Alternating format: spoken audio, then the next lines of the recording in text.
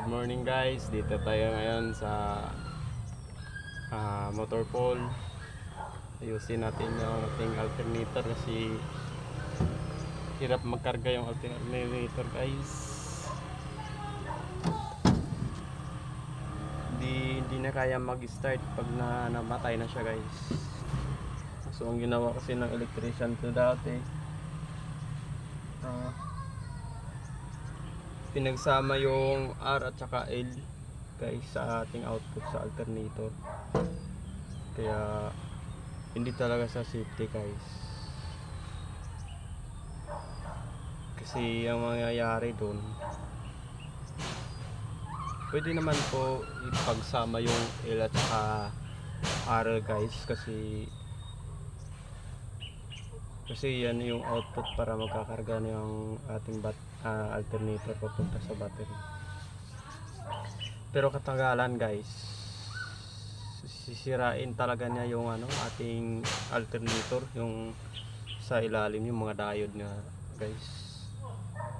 Kaya sa akin, bawal talaga sa atin guys yung ida-direct natin, kasi wala siyang safety. Pwede naman natin i-direct yan guys,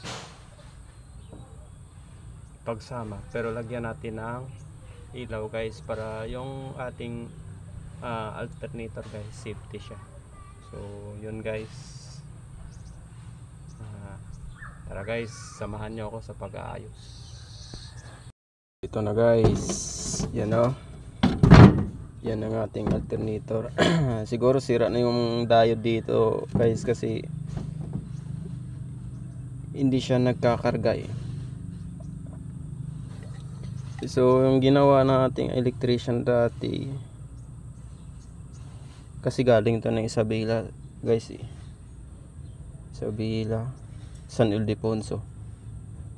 Ito yung output ng ating alternator guys, yan o, pinagsama niya. Bawal talaga yan guys, kasi napakamahal yung ating alternator, tapos wala siyang safety guys. Tignan nyo naman, pinagsaman yung R at saka L. Tsaka yung makikita nyo naman guys, yung ito sa battery yan guys, connect yan sa ating sa starter guys, nakakonect yan dito sa starter papuntang battery yan guys. So ito yung mali na guys, pwede naman na i-direct sana, pero nilagyan, kukunin niya to isang wire guys, lagyan na isang bulb socket, ilaw 24 volts. So bago na i-connect dito sa kabila, para yung ating alternator guys, safety naman. So yan guys, ating gagawin at para matapos na yan guys. Bali ito guys, kukunan ko ng kung saan to nakatap yung green na yan guys. Kukunan natin ng hanapan natin ng supply kung saan siya nakatap guys, dun sa ating ignition switch, kung nakatap ba yan dun. So yan guys, ating gagawin na. Yan guys, bali ito pala yung ating bagong alternator guys, na ipapalit dun sa isa. Bali magkaiba lang yung style niya guys, pero pareho lang naman siya, kasi 24 volts naman. So bali pinutol na natin guys, kasi wala tayong socket dito, kaya pinutol ko lang. I-safety na lang yung pagkakabit guys, hihinangin nyo lang para hindi siya maputol kapag nahatak ng guys, kumbaga nag-aayos ng ating makina, hindi siya mapuputol guys. Yan.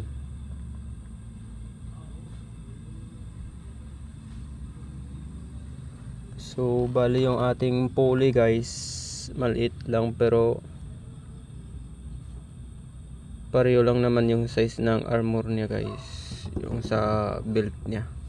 Ito yung sa dito malaki lang guys, kasi malaki yung armor niya. Oh guys, malaki yung armor niya, kumbaga dito sa ating bago maliit lang, pero yung ano sa ating belt lang magkasize lang yan mga guys. So atin tatanungin yung R tsaka yung R guys, at tsaka yung L. Yung R natin kasi dalawa yun guys, hindi ko alam kung dalawa ba guys yung meaning dito guys. Ito yung R, ito yung papunta sa ating ignition guys. Bali ito yun guys, itong white, ito yung sa ignition natin guys. Tsaka yung ating L guys, ito yung sa output indicator natin guys. Ito yung yellow guys. Bali yan yung ating pakakabitan ng ilaw guys. Yan, papunta doon sa ating power supply para yung ating alternator kakargahan niya yung ating battery guys, hindi siya malulubat. So yan guys, so bali yung sinasabi ko kanina, ito yon guys, ito may kalahian lang sila guys, pero the same lang yung ano niya.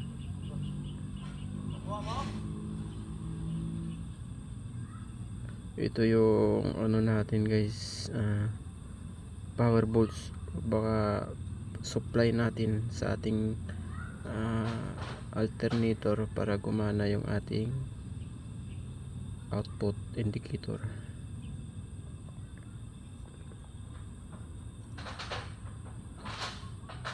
Yun guys, so tara, samahan nyo ko at ating gagawin na at matapos na. Ayan guys, bali ito yung ano supply doon sa ating alternator, yung yung R guys, yung R guys, ating kukunan ng supply dito kung saan siya nakakabit dito sa ating ignition guys. Guys, so bali ating isiset sa ating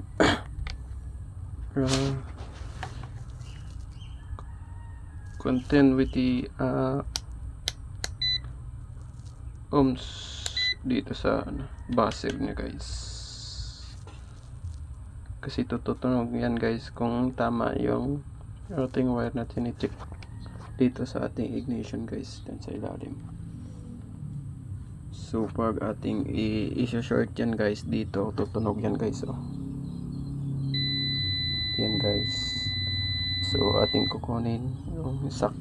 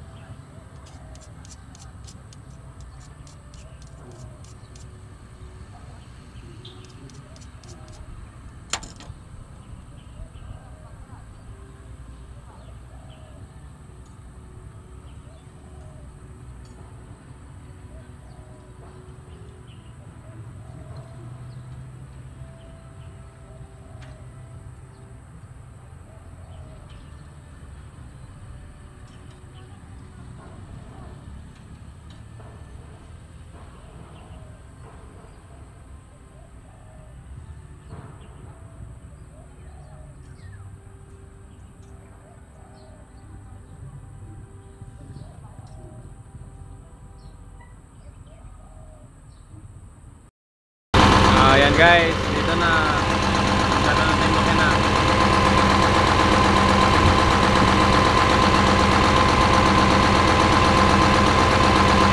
Normal lang yung minute yan guys.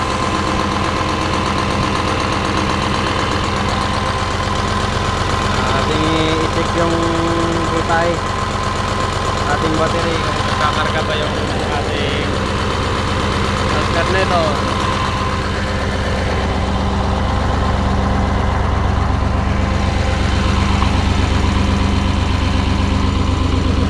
Setting natin sa DC guys.